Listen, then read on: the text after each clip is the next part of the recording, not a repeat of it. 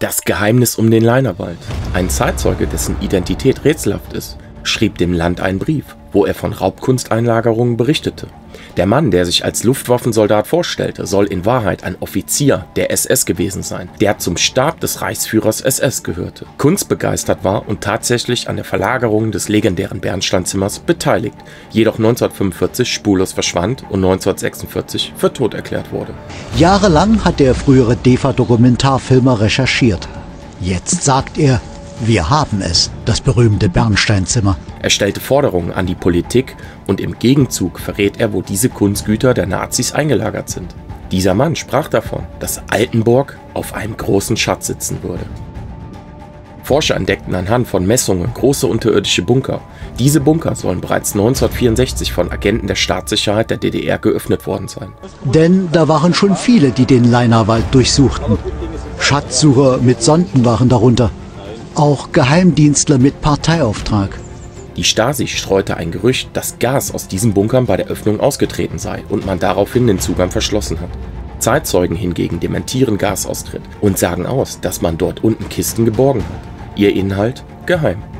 Doch jetzt stellt sich raus, dass die Stasi nicht an den richtigen Stellen suchte. Stasi-Ministerium des Innern tätig gewesen, um das Bernsteinzimmer zu finden. Es befinden sich weitere Bunker unter dem Leinerwald. Dort sollen Kunstgüter aus Ostpreußen eingelagert worden sein. Auch das legendäre Bernsteinzimmer sollte hierher verbracht worden sein. Zudem fand man ein Massengrab von Kriegsgefangenen. Diese sollen nach Verbringen der Kunstgüter aus Gründen der Geheimhaltung erschossen worden sein. Was befindet sich wirklich unter dem Leinerwald?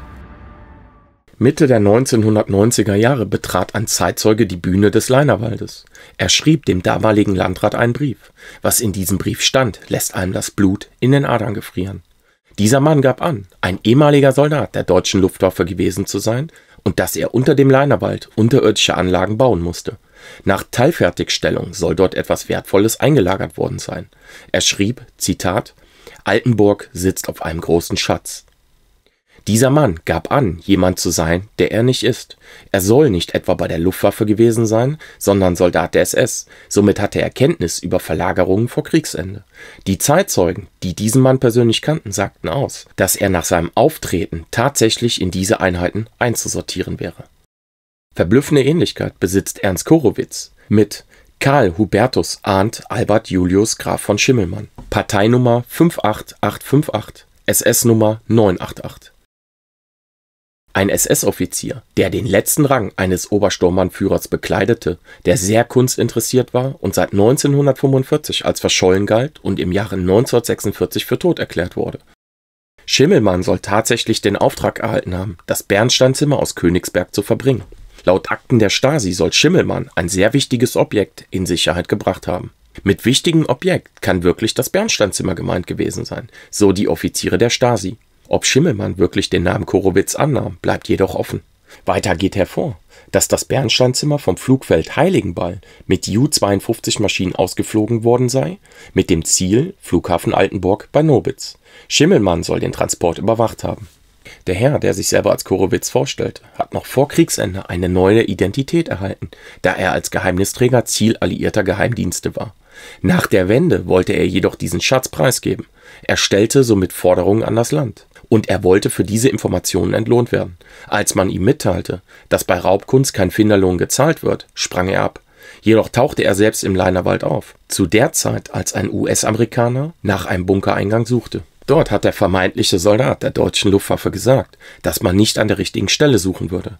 Das sollte den Beweis liefern, dass es weitere unterirdische Bauwerke gibt, die selbst von der Stasi nicht entdeckt wurden.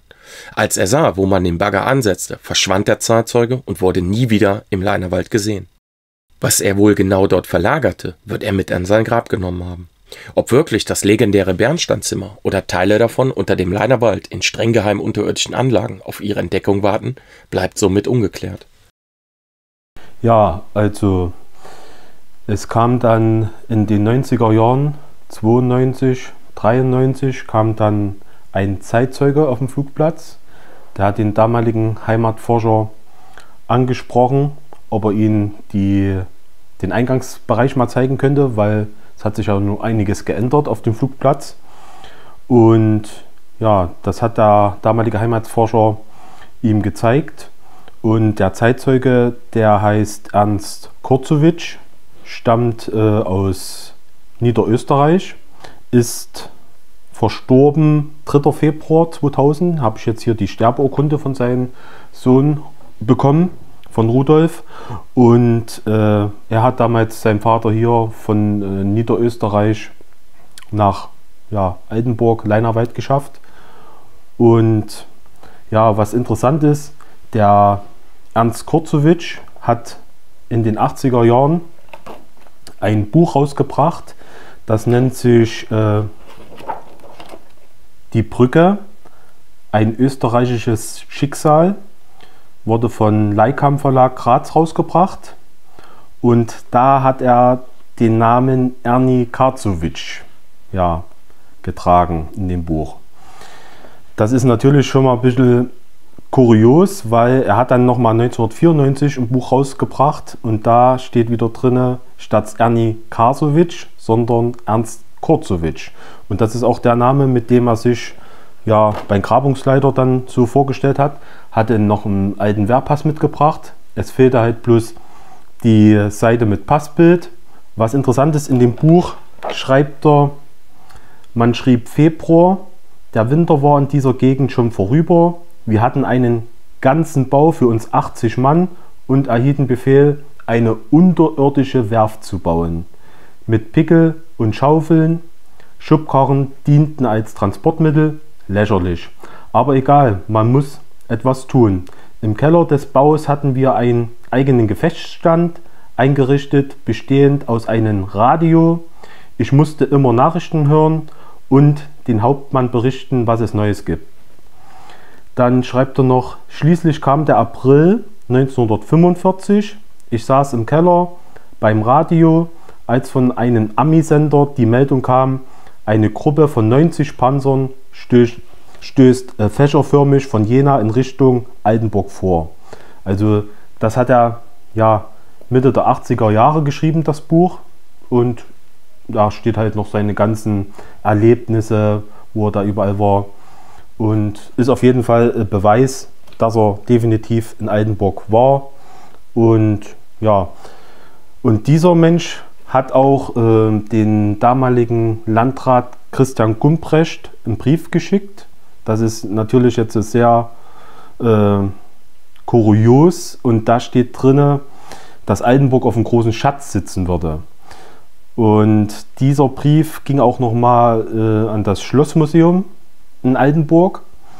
Und ich bin jetzt dabei, diesen Brief zu sichten im Kreisarchiv in Altenburg, muss der sein. Und dann hätte man das auch noch schwarz auf weiß in Papierform, dass das wirklich so war. Was kann man noch sagen? Der Kurzowitsch hat damals mit den Heimatforschern besprochen, dass er ein örtliches Grabungsteam vor Ort haben möchte, die örtliche Presse und halt was vom Kuchen, wenn man das so sagen kann, abhaben will. Und diese Bedingungen konnten definitiv nicht erfüllt werden, weil es gibt keinen Finderlohn auf Beute oder Raubkunst. Und der damalige Grabungsleiter, der jetzt auch verstorben ist, der Kurt Hensel, der hat noch zu mir persönlich gesagt, der hätte nichts mitnehmen können, gar nichts. Und daraufhin hat der Ernst Kurzowitsch geblockt und hat gesagt, okay, dann spiele ich nicht mit, dann zeige ich euch nicht die richtige Stelle. Der damalige Heimatforscher hat dann den Ernst Kurzowitsch im Hotel aufgesucht und als er die Türe geöffnet hat, da hat er ihn in Unterhemd stehen sehen und da ist ihm die tätowierte Blutgruppe am Oberarm aufgefallen und somit kann man eigentlich sagen, dass er mehr wusste zu der Sache, wie was er preisgegeben hat. Und der wollte dann unbedingt abreisen und er hat dann wirklich ihn überreden können, dass er wenigstens bei der Grabung anwesend ist.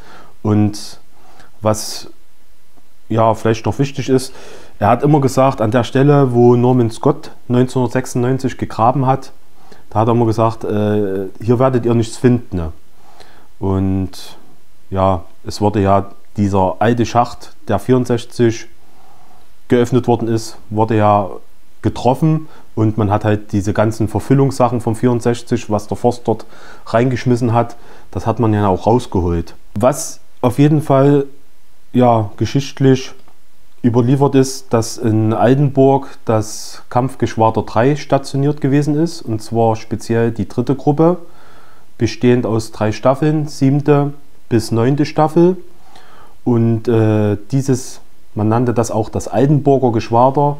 Das war in Heiligenbeil in Ostpreußen noch stationiert, war am Polenfeldzug mit beteiligt. Und Heiligenbeil ist gerade mal was bisschen über 40 Kilometer südwestlich von Königsberg gelegen, und somit lässt es die Vermutung zu, dass Sachen aus Ostpreußen, vielleicht auch das ominöse Bernsteinzimmer, nach Heiligenbeil verbracht worden sind und dann in Junkers Ju-52 Transportmaschinen eingeladen worden ist, und dann ging es wieder Richtung Heimatflughafen Altenburg.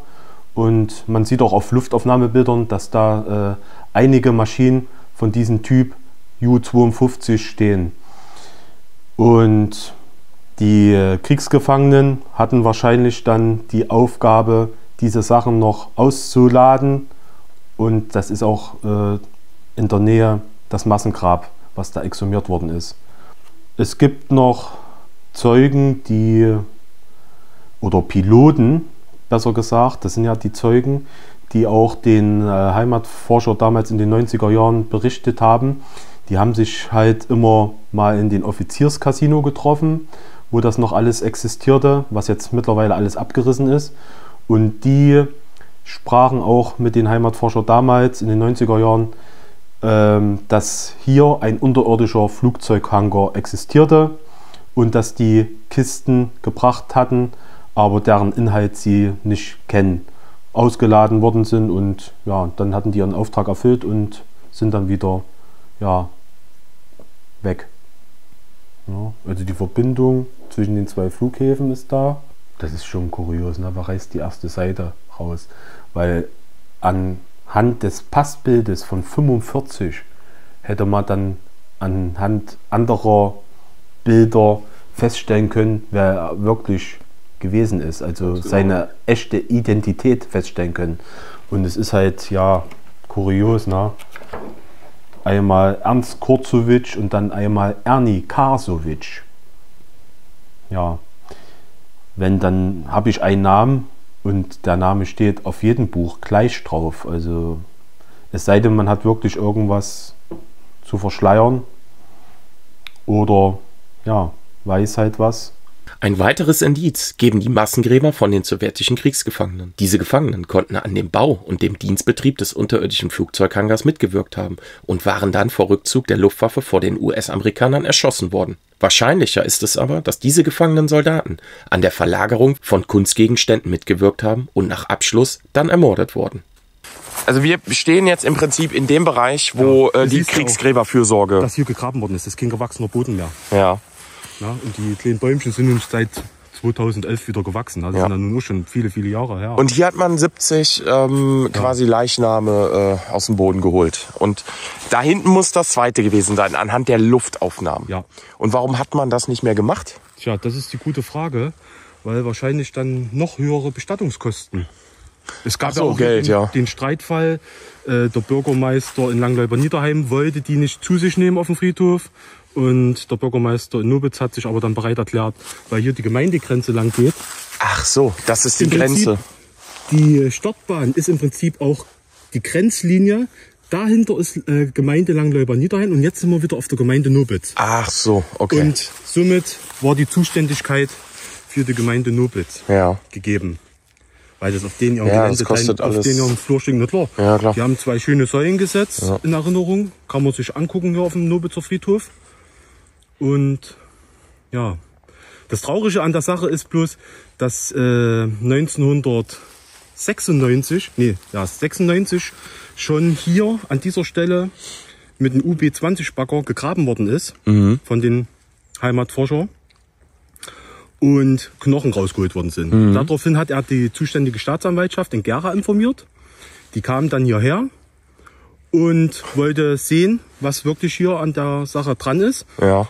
Und dann haben die Knochen einfach wieder rein in die Erde und sollte wieder zugemacht werden. Und seit 1996 wusste man Bescheid Und hat aber gemacht. nichts von offizieller Seite erstmal unternommen. Ja. Erst als in einer Zeitung ein Artikel erschien, was wird mit den Toten aus dem Lainerwald. Der Johannes Proft von der Bild-Zeitung hat einen Artikel darüber geschrieben, war mit den Heimatforscher hier, hat mit den Spaten illegal gegraben und hat sich damit diesen Oberschenkelknochen abgelistet. Und da haben dann die Behörden reagieren müssen. Er hat erstmal eine Anzeige bekommen vom Ja, Landratsamt klar, natürlich. wegen illegaler Grabung im Naturschutzgebiet und Störung der Totenruhe. Aber nur aufgrund dieser illegalen Grabung kam es zur offiziellen Exhumierung. Ja, Wahnsinn. Und das war dann 2011. Ja. Ne? Weil er wollte ja wissen, ist da was dran? Ne? Ja, klar. Ja. Wahnsinn. Ja, es passiert nichts mehr ohne Druck. Ja, es ist Der halt. Druck muss da sein, der Öffentlichkeit, ansonsten, die Kassen Ja, es sind... kostet alles Geld, aber es gibt ja auch Institutionen wie die Kriegsgräberfürsorge. Ja, ganz genau. Dafür ist sie ja Dafür da. ist sie da, ganz genau. Und wenn hier Menschen liegen, völlig egal, wo die herkommen, aus dem Krieg, die durch den Krieg ihr Leben verloren haben, dann sollen die jetzt auch irgendwo ihre letzte Ruhestätte finden, dass man denen auch gedenken kann. Ne? Fakt bleibt, es gibt unzählige Aussagen von Zeitzeugen über unterirdische Bunker, Massengräber von gefangenen Soldaten und Geheimdienste, die nach unterirdischen Bunkern mit dem Auffinden von Kunsteinlagerungen betraut waren. Das Geheimnis Lainerwald. Es geht spannend weiter. Ich habe vor Ort einen über 90-jährigen Zeitzeugen persönlich gesprochen. Was er sagte, sollte die Geschichte diesen Ortes in ein anderes Licht rücken.